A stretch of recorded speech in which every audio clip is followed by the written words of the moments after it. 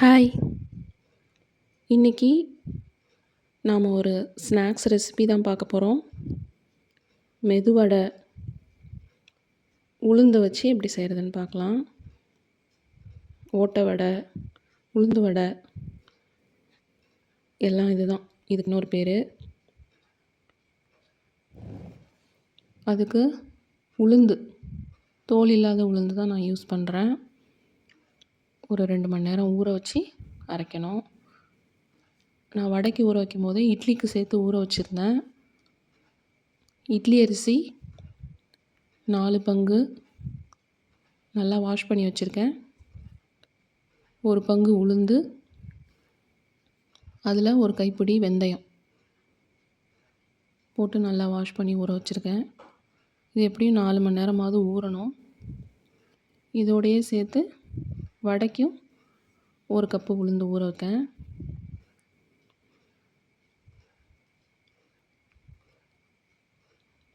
நல்லா ஊறினதுக்கப்புறம் அரைச்சிக்கலாம். மிக்சிலேயும் அரைக்கலாம். வடைக்கு அரைக்கிறதுனா நான் இப்போ இட்லிக்கும் ஊற வச்சுருக்கிறதுனால கிரைண்டர்லேயே அரைக்கிறேன். ஃபஸ்ட்டு வடைக்கு தான் அரைக்கணும். இந்த மாதிரி ஒன்றா ஊற வைக்கும்போது இட்லி வடைக்கு. ஏன்னா இட்லிக்கு நம்ம ஊற வைக்கிற உளுந்தில் வெந்தயம் சேர்த்துருப்போம்.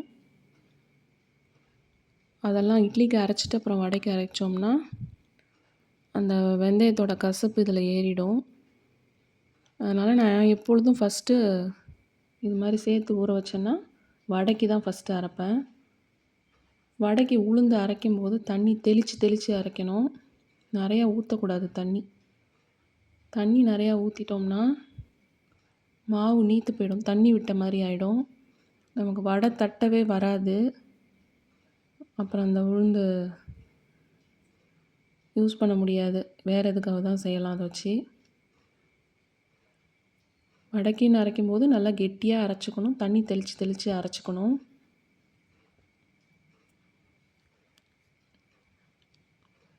அரைச்சி வச்ச மாவு ஒரு பாத்திரத்தில் எடுத்து வச்சுருக்கேன் வடைக்கு. இட்லிக்கும் அரைச்சிட்டேன் அப்போயே. இதில் நான் ஒரு பெரிய வெங்காயம் கட் பண்ணி வச்சுருக்கேன். க்ளீன் பண்ணி கட் பண்ணியிருக்கேன். மிளகு ஜீரக பொடி, உப்பு, பச்சரிசி மாவு இதுதான் நான் சேர்க்குறேன். சேர்த்துட்டு கையால் பிணைஞ்சிக்கணும். கரண்டியாலலாம் கிண்ணா சரி வராது.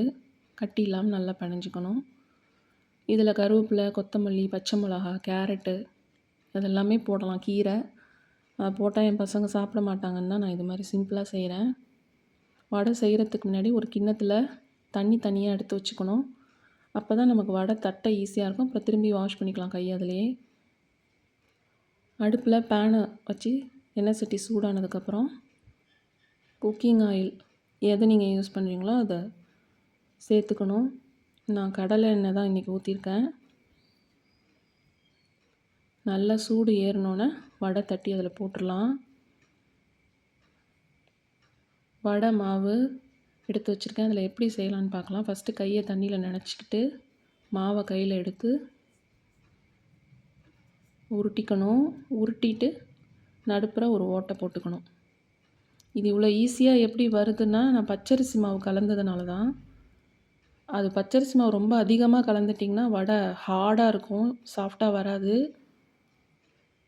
தண்ணி தொட்டுட்டு இது மாதிரி செய்யும்போது ஈஸியாக இருக்கும். நமக்கு வடை அந்த ஷேப் வர்றது, ஓட்டை போடுறது, அப்புறம் திருப்பி எண்ணெய் சட்டியில் போடவும் ஈஸியாக இருக்கும். பச்சரிசி மாவு கலக்கிறதுனால நமக்கு வடை தட்ட ஈஸியாக இருக்கும். எண்ணெய் உரியாது. மாவும் நல்ல சாஃப்டாக இருக்கும். வடை ரொம்ப கிறிஸ்பியாக வரும். நல்ல மொறுமொறுன்னு வரும்.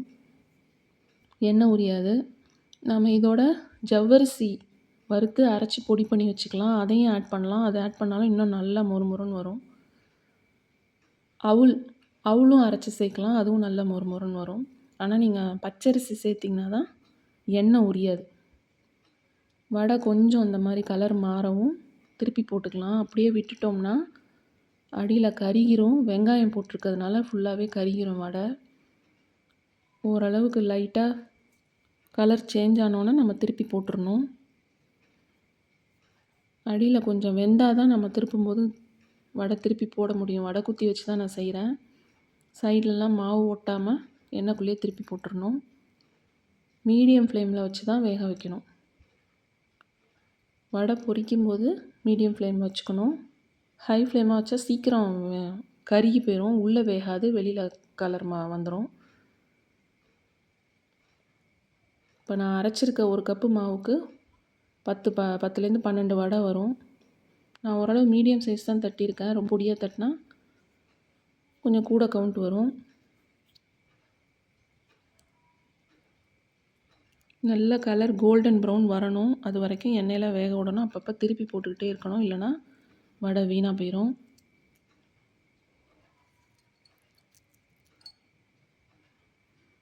நல்லா கருகிரும் திருப்பி போட விட்டோம்னா. இப்போ நல்ல கலர் வந்துடுச்சு. இது ஃபஸ்ட்டு செட்டு நான் எடுத்துட்டேன். இப்போ அடுத்த செட்டு போட்டு அதை எடுக்க போகிறேன். அதை எப்படி எடுக்கிறதுன்னு காமிக்கிறேன். இந்த கலர் வந்தோன்னே வடை குத்தி வச்சு சென்டரில் ஓட்டை இருக்கிறதுனால நமக்கு ஈஸியாக இருக்கும் எடுக்கிறதுக்கு. நல்லா எண்ணெயை வடிச்சிட்டு எடுத்து வச்சிடலாம். நான் இதை ஈவினிங் ஸ்நாக்ஸாக தான் செய்கிறேன். ஈவினிங் ஸ்நாக்ஸுங்கும்போது முன்னே ஊற வச்சிட்டோம்னா ரொம்ப ஈஸி. இந்த மாதிரி மாவை அரைச்சி பச்சரிசி மாவு கலந்து ஃப்ரிட்ஜுக்குள்ளேயே வச்சிட்டோம்னா அது இன்னும் நிறைய எண்ணெய் இழுக்கும். நீங்கள் ஃப்ரிட்ஜில் வச்சு வடை போட்டிங்கன்னா எண்ணெய் கொஞ்சம் நிறையா இழுக்கும். டேஸ்ட்டும் இந்த மாதிரி ஃப்ரெஷ்ஷாக அரைச்சி போடுற வடை மாவு மாதிரி வராது. மோஸ்ட்லி அப்போதைக்கு அரைச்சி போடுறது நல்லது. வடை மட்டும்னா மிக்ஸிலே அரைச்சிக்கலாம். இந்த பாருங்கள், இப்போ நான் வடை போட்டுட்டேன். அதை பிச்சு காமிக்கிறேன். வெளியில் நல்ல கிறிஸ்பியாக இருக்குது, உள்ளே சாஃப்டாக இருக்குது. இதுக்கு நம்ம தேங்காய் சட்னி, வேர்க்கடலை சட்னி, சாம்பார் எதுனாலும் சாப்பிட்லாம். இதையே நல்லா கெட்டி தயிரில் ஊற வச்சு அதில் வெங்காயம், கருவேப்பிலை, கொத்தமல்லி, கேரட், வெள்ளரிக்காய்லாம் சேர்த்தோம்னா தயிர் வடை. நான் இட்லிக்கு அரைச்சி வச்சுருந்த மாவு நல்லா பொங்கி வந்துருச்சு. ஒரு 6 மணி நேரம் புளிக்க வச்சுருந்தேன். அதில் ஊற்றின தோசை பாருங்கள், காலையில் பசங்களுக்கு டிஃபனாக கொடுத்தது. பொடி தோசை ஊற்றினா நல்லா கிறிஸ்பியாக வந்துச்சு தோசை.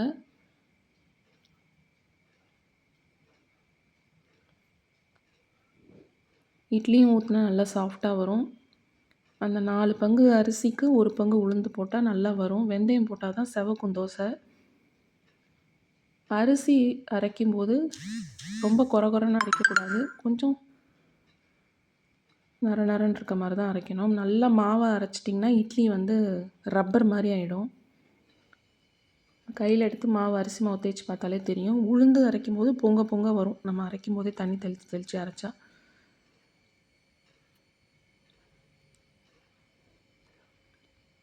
மாவு அரைச்சதில் நான் எப்பொழுதுமே உப்பு போட்டு கரைச்சி வைக்க மாட்டேன். அப்படியே கலந்து ஃப்ரிட்ஜில் வச்சுருவேன். வேணுங்கும்போது தான் சமைக்கும்போது போட்டுக்குவேன்.